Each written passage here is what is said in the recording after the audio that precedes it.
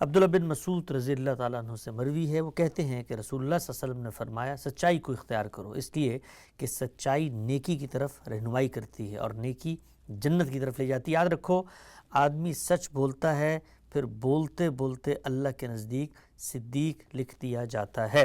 ہم سب قرآن مجید کی پوری ہدایت اسی پر مبنی ہے۔ ہم دنیا میں آئے ہیں، خود جب ہم خالق کا اقرار کرتے ہیں تو یہ سب سے پہلے اسی حقیقت کا سچائی کے ساتھ اعتراف کرنا ہے۔ یہاں پر ایک بات آئی ہے کہ اللہ کے نزدیک صدیق لکھ دیا جاتا ہے، اس سے کیا مراد ہے ہم سے؟ یعنی جب آدمی صدق و صفا کو اختیار کرتا ہے تو پہلے مرحلے میں تو یہ ایک فعل ہے، یعنی میں نے صدق و صفا کو اختیار کیا تو کوئی بات میری زبان سے صداقت کی نکلے گی، میرے عمل میں اس کا ظہور ہوگا۔ اگر میں اس کو اپنی زندگی بنا لیتا ہوں، جیسے ہم عام زندگی میں مشاہدہ کرتے ہیں کہ میں نے ایک نیکی کا کام کیا یا آپ نے ایک کام کیا، اسی طرح اس کے مقابل میں کوئی برائی مجھ سے ہو گئی، آپ سے ہو گئی، تو یہ برائی ہو گئی ہے تو ہم ندامت کے ساتھ توبہ کریں گے، اس کو چھوڑ دیں گے، اپنی اصلاح کرنے کی کوشش کریں گے، تو اب برائی کے اثرات ہمارے اوپر اس طرح نہیں رہیں گے۔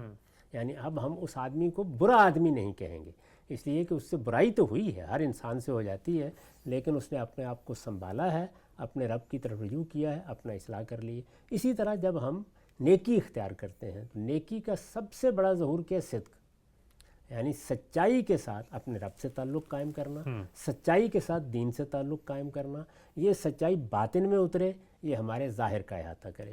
جب ہم اس کو اختیار کر لیتے ہیں تو یہ فعل سے آگے بڑھ کر ہماری پوری شخصیت بن جاتی ہے، صفت بن جاتی ہے۔ جب یہ وہ صفت بنتی ہے اور گویا ہمارے وجود کا تعارف بن جاتی ہے تو اس کے لیے عربی زبان میں صدیق کا لفظ استعمال ہوتا ہے۔ تو یہ صدیق کا لفظ ہے جس کے بارے میں بتایا کہ پیغمبروں کے آنے کے بعد جو لوگ سراپا صدق و صفا ہو کر ان کو مان لیتے ہیں ان کو بھی یہی کہا جاتا ہے۔ ابوبکر صدیق اسی لیے کہا گیا، سیدنا صدیق کو اسی لیے الصدیق کہا گیا، وہ تو الصدیق ہے، یعنی اس امت کے اندر گویا صداقت کا سب سے پہلا اور بڑا نمونہ ہے، وہ ہم سب کے لیے اسوہ حسنہ ہے۔ لیکن اپنی اپنی سطح پر یہ صداقت اور یہ صدیقیت ہی ہے جو ہر انسان کی منزل ہونی چاہیے۔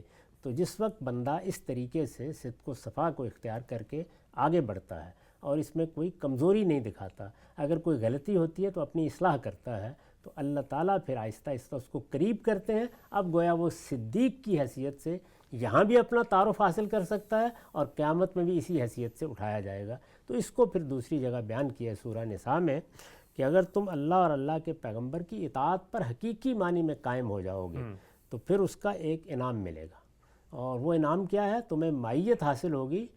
جن لوگوں نے اللہ تعالیٰ کی اس نعمت کو سمجھا اور اس کا حق ادا کیا ان کو اللہ تعالیٰ اٹھائے گا۔ کن لوگوں کے ساتھ اٹھائے گا؟ مع النبیین والصدیقین والشہداء والصالحین۔